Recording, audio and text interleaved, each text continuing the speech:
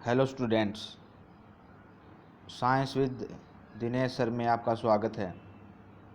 आज हम पढ़ेंगे जीव विज्ञान के कुछ महत्वपूर्ण प्रश्न जो पहले वाली परीक्षाओं में आ चुके हैं। तो आइए शुरू करते हैं।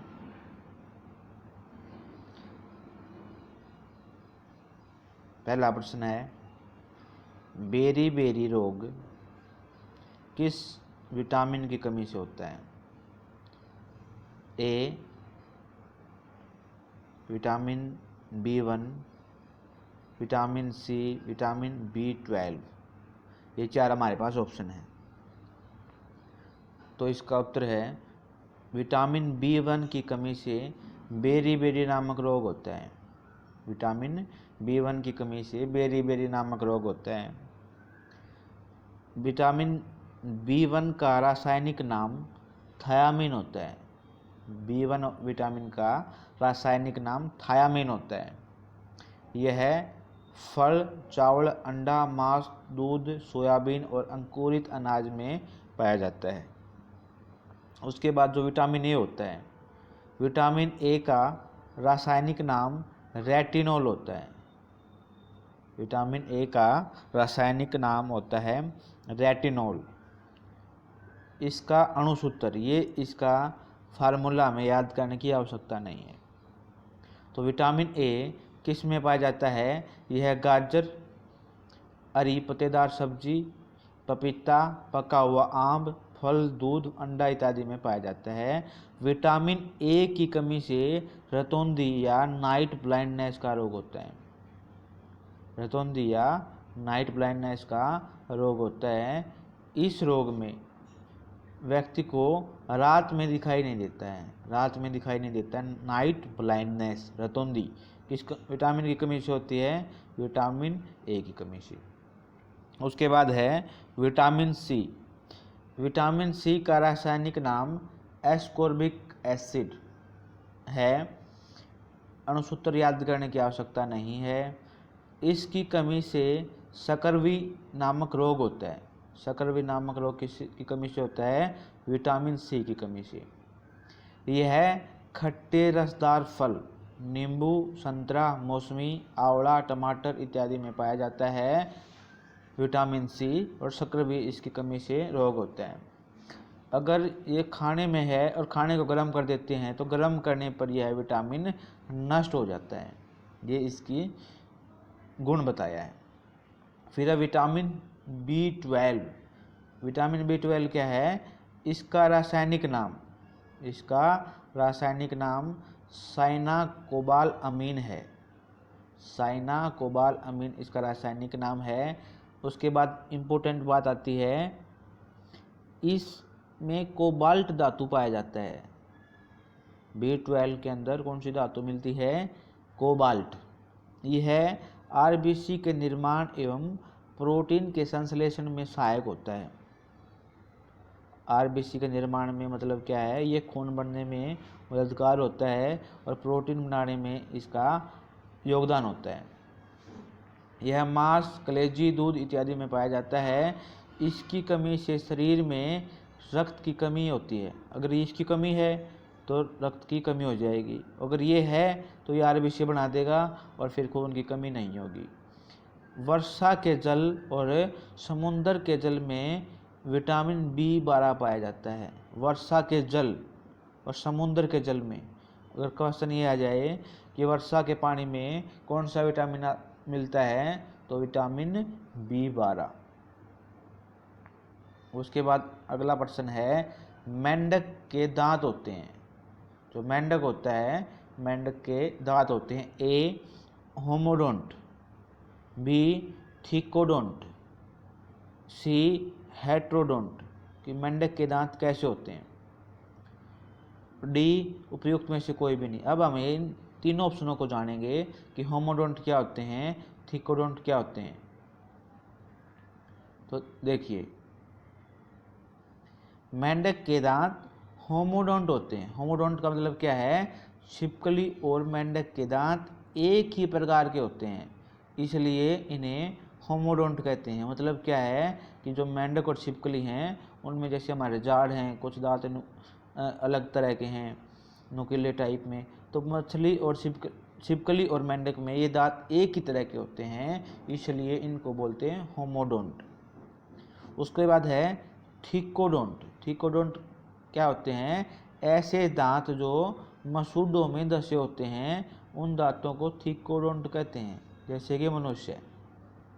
उसके बाद है हेट्रोडोंट। हेट्रोडोंट होते हैं वैसे दांत जो भिन्न भिन्न प्रकार के होते हैं, उन्हें हेट्रोडोंट कहते हैं। दांत जो अलग अलग प्रकार के होते हैं, जैसे कि मनुष्य के दांत हेट्रोडोंट प्रकार के हैं। ये 4 प्रकार के होते हैं: इंसीजर, कैनाइन, प्रीमोलर और मोलर्स। जैसे आगे वाले जो नुकीले दांत हैं, पीछे वाले जो जाड़ हैं, अलग अलग तरह के होते हैं। ये आगे वाले काटने के लिए होते हैं, पीछे वाले चबाने के लिए होते हैं। इस प्रकार से मनुष्य के अंदर थिकोडोंट भी हैं, मतलब कि मसूड़ों में धसे हुए दांत भी हैं, और हेट्रोडोंट भी हैं, अलग अलग तरह के भी हैं। उसके बाद अलग क्वेश्चन आता है अगला, स्टार्च से क्या संबंधित है? स्टार्च से क्या संबंधित है? ग्लूकोज, फ्रुक्टोज, ग्लैक्टोज और सुक्रोज। तो स्टार्च से संबंधित ग्लूकोज है। ग्लूकोज का रासायनिक सूत्र ये आपने याद करना है, C6H12O6। ये ग्लूकोज का रासायनिक सूत्र है। फ्रुक्टोज नाम से आपने याद कैसे करना है? फ्रूक, मतलब कि फ्रूट्स वगैरह में पाया जाता है। ये प्राकृतिक रूप से सबसे अधिक मीठा होता है। यह शहद में पाया जाता है। और कृत्रिम रूप से सबसे अधिक मीठा सैकरीन होता है। जो फ्रुक्टोज है, ये तो प्रकृति में सबसे मीठा कौन है? फ्रुक्टोज, जो शहद में मिलता है। और कृत्रिम रूप से मतलब कि है जो मनुष्य ने बनाया है, जो मीठा है, वो है सैकरीन। क्या है? सैकरीन। लेकिन इससे ऊर्जा की प्राप्ति नहीं होती। यह बर्फ उद्योगों में काम आता है। मतलब क्या है, हम शहद खाएंगे जिसमें फ्रुक्टोज होता है, उससे हमें ऊर्जा मिलेगी। वो प्राकृतिक होता है। जो कृत्रिम होता है सैकरीन, उसको खाने से ऊर्जा नहीं मिलती, और ये बर्फ उद्योगों में इस्तेमाल होता है। उसके बाद है सुक्रोज।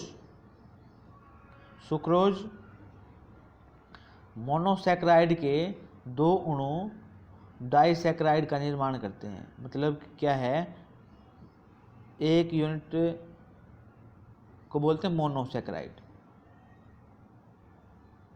एक एक मिलके 2 बन जाते हैं तो डाइसैकराइड बोलेंगे। जैसे क्या है कि ग्लूकोज है, ग्लूकोज प्लस ग्लूकोज के 2 अणु मिलने से क्या बन जाता है? Maltose. Glucose plus glucose, maltose. उसके बाद है ग्लूकोज प्लस फ्रुक्टोज, तो बन जाएगा सुक्रोज। ग्लूकोज प्लस ग्लैक्टोज, ये बन जाएगा लैक्टोज। तो सवाल यहाँ से आ सकता है कि जो दूध होता है, दूध में कौन सी शर्करा पाई जाती है? शर्करा या फिर शुगर लिख देगा। दूध में कौन सी शुगर पाई जाती है? तो उसका उत्तर हो जाएगा लैक्टोज। क्या हो जाएगा? लैक्टोज पाई जाती है दूध में। फिर है ग्लैक्टोज ये है कार्बोहाइड्रेट का सबसे सरल अवस्था है। कार्बोहाइड्रेट होता है जो, उसकी सबसे सरल अवस्था क्या है? ग्लैक्टोज। कार्बोहाइड्रेट का सामान्य सूत्र क्या है? CH2O ट्वाइस होता है। 1 ग्राम कार्बोहाइड्रेट में 4.2 कैलोरी ऊर्जा मिलती है। मतलब कि अगर हमने 1 ग्राम कार्बोहाइड्रेट खा लिया है तो उससे हमें 4.2 ऊर्जा मिलेगी। उसके बाद है नेक्स्ट क्वेश्चन, दांत का शिखर बना होता है। जो हमारा दांत होते हैं, अब हम पढ़ चुके हैं, एक तो मनुष्य के दांत हेट्रोडोंट होते हैं, अलग अलग तरह के होते हैं। दूसरा पढ़ा था हमने थिकोडोंट होते हैं। थिकोडोंट मतलब कि मसूड़ों में धसे होते हैं। अब अगला क्वेश्चन क्या है कि दांत का शिखर बना होता है। जो दांत होता है उसका शिखर टॉप किससे बना होता है? ऑप्शन ए उपास्थि cartilage, option B animal, option C dentine, option D chitin. तो दांत का जो शिखर होता है वो डेंटाइन से बना होता है, दांत का शिखर डेंटाइन से बना होता है, और दांत की बाहरी परत को एनिमल कहते हैं। जो दांत है उसकी जो बाहरी वाली परत है उसको एनिमल कहते हैं। यह हमारे शरीर का सबसे कड़ा और मजबूत भाग है। क्वेश्चन ये आ जाए कि हमारे शरीर का सबसे मजबूत भाग और या सबसे हार्ड भाग कौन सा है, तो हमारे दांत की जो बाहरी परत है एनिमल, उसको हम सबसे मजबूत मानते हैं। और एनिमल के नीचे क्या होता है, डेंटाइन, डेंटाइन से हमारा दांत का शिखर बना होता है, मतलब कि दांत बना होता है। उसके बाद है दांत के अंदर वाले भाग को डेंटाइन कहते हैं। दांत के अंदर वाले भाग को डेंटाइन कहते हैं। उसके बाद है कार्टिलेज। कार्टिलेज क्या होता है, हमारे शरीर में हड्डियाँ होती हैं, हड्डियाँ बहुत मजबूत होती हैं और मांसपेशियाँ बहुत मुलायम होती हैं, लचीली होती हैं। इनके जो बीच की अवस्था है उसे हम कार्टिलेज या उपास्थि कहते हैं। यह मुलायम एवं लचीला होता है, नाक एवं कान के निर्माण में सहायक होता है। हमारा कान है जो, उसके अंदर हड्डी नहीं है और आप हाथ लगा के देखोगे तो कुछ कुछ हार्ड सा महसूस होता है, ऐसे ही नाक के अंदर होता है, तो उसको बोलते हैं कार्टिलेज। फिर है काइटिन। काइटिन क्या होता है, कीटों के बाहरी आवरण का निर्माण काइटिन से होता है। ये कड़ा होता है। जो कीट होते हैं जैसे कॉकरोच है, उनका जो बाहर का आवरण है वो काइटिन से बना होता है और ये कड़ा होता है। उसके बाद है क्वेश्चन नंबर 5, सकरवी रोग किस विटामिन की कमी से होता है। ये हम पढ़ चुके हैं। Option number A vitamin C, option B vitamin K, option C vitamin E, option D vitamin D.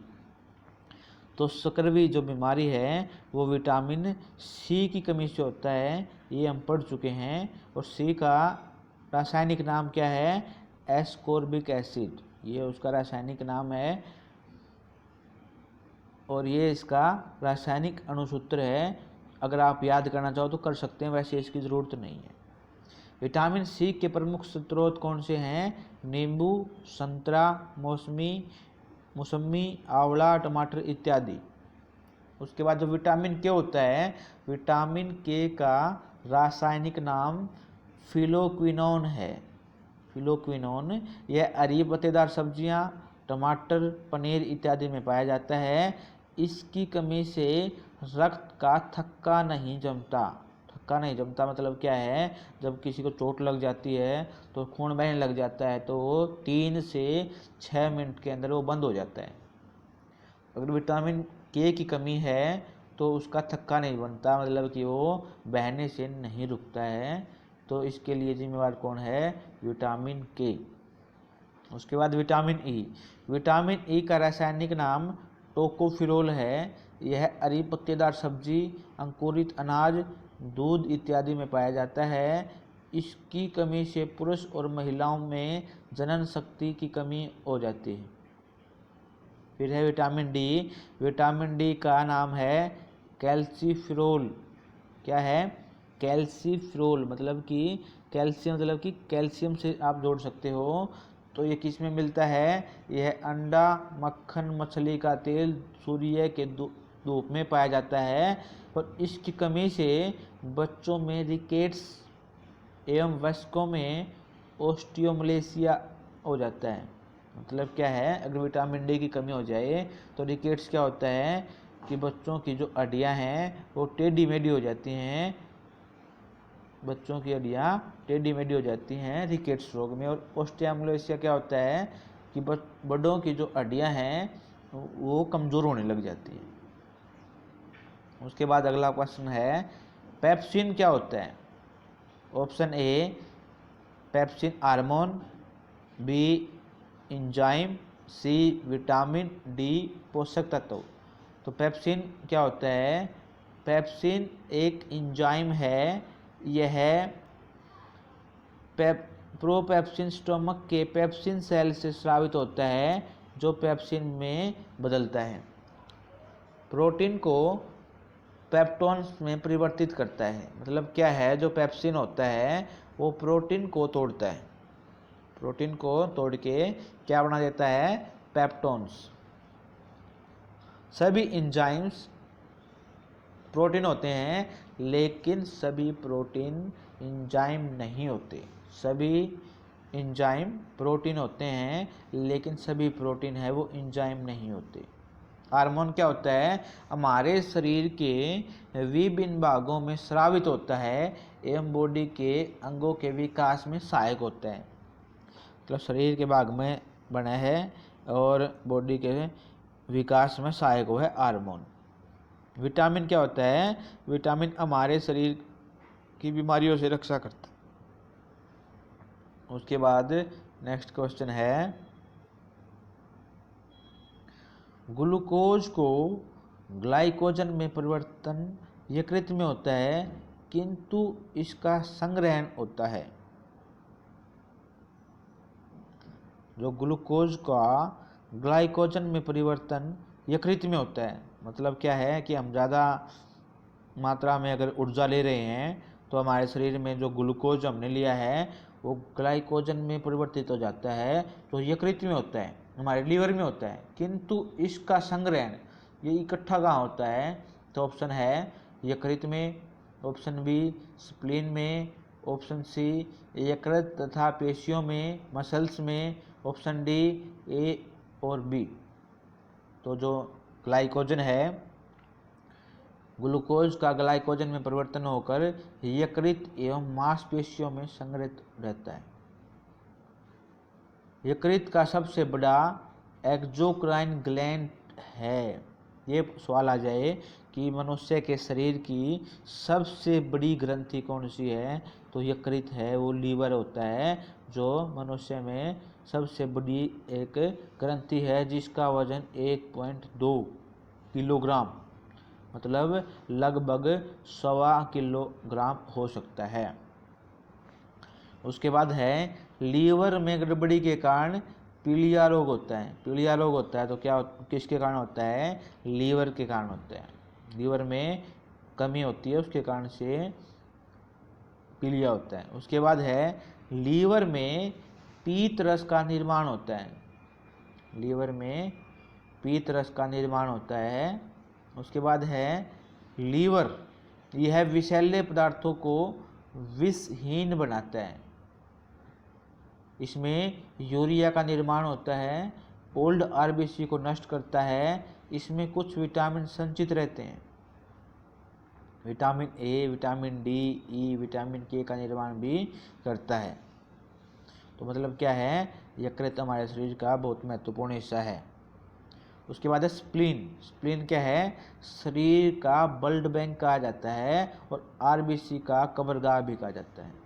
Spleen क्या होता है, एक सवाल आ जाए कि हमारे शरीर में जो खून बनता है आरबीसी से, आरबीसी जब मरती है 120 दिन के बाद तो वो कहाँ जाके नष्ट होती है, तो स्प्लीन में जाके नष्ट होती है आरबीसी। इसलिए इसको आरबीसी का कब्रगाह बोलते हैं कि आरबीसी को स्प्लीन में नष्ट किया जाता है। और शरीर का ब्लड बैंक कहा जाता है, क्योंकि यहाँ पे नई आरबीसी का निर्माण भी इसी में होता है, इसलिए ये शरीर के लिए ब्लड बैंक है। उसके बाद है क्वेश्चन नंबर 8, वह कौन सा तत्व है जो दंत एनिमल को कठोर बनाता है। अभी हमने पढ़ा था कि मनुष्य के शरीर का सबसे कठोर भाग मनुष्य का दांत होता है। मतलब कि दांत के ऊपर जो परत होती है एनिमल वो होती है। तो इसने बताया कि जो एनिमल है उसको कठोर कौन बनाता है। ऑप्शन ए कैल्शियम, फ्लोरीन, आयोडीन और सोडियम। तो दांत को फ्लोरीन कठोर बनाता है। दांत का जो एनिमल है उसको फ्लोरीन मजबूत बनाता है। फ्लोरीन की कमी से मानव शरीर में फ्लोरोसिस नामक रोग हो जाता है। फ्लोरीन की कमी से फ्लोरोसिस नाम रोग हो जाता है। उसके बाद कैल्शियम, कैल्शियम में दांत में calcium phosphate 85%, calcium carbonate, calcium fluoride इत्यादि तत्व पाए जाते हैं। मतलब क्या है कि दांत में अकेला कैल्शियम फोस्फेट ही 85% है। अगर सवाल आ जाए कि हमारे दांत किस चीज़ से बने हैं तो उसमें कैल्शियम फोस्फेट क्या है, आ जाएगा उत्तर। मनुष्य के दांत एवं हड्डी में कैल्शियम की मात्रा अधिक होती है। फिर आयोडीन। आयोडीन क्या है? आयोडीन लेमिनेरिया नामक शैवाल से प्राप्त होता है। इसकी कमी से गैंगा या गोइटर रोग हो जाता है। लेमिनेरिया नामक एक शैवाल है जो समुद्र में मिलता है मोस्टली, उसके अंदर क्या होता है? आयोडीन पाया जाता है। उसके बाद है सोडियम। सोडियम क्या करता है? पेशियों के संकुचन में सहायक होता है और तंत्रिका तंतु में तंत्रिका आवेग का संचालन करता है, रक्तदाब को नियंत्रित करता है। सोडियम किसमें होता है? जो हम नमक खाते हैं, नमक का फार्मूला होता है NaCl।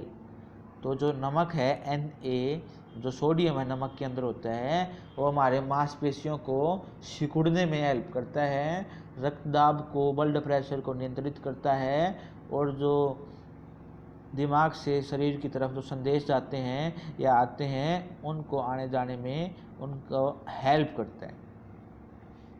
उसके बाद है प्रश्न नंबर 9, पीतरस का मुख्य कार्य क्या है? पीतरस तो ऑप्शन ए वसा का एंजाइम द्वारा पाचन, उत्सर्जी पदार्थों का निवारण और प्रोटीन के पाचन का नियंत्रण, पाचन तथा शोषण हेतु वसा का इमल्सन करना।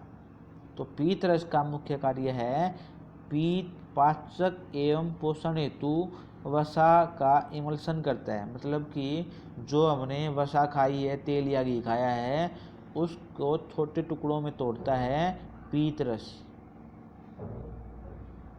उसके बाद है पीत भोजन को अक्षारीय बना देता है। पीत भोजन को अक्षारीय बना देता है।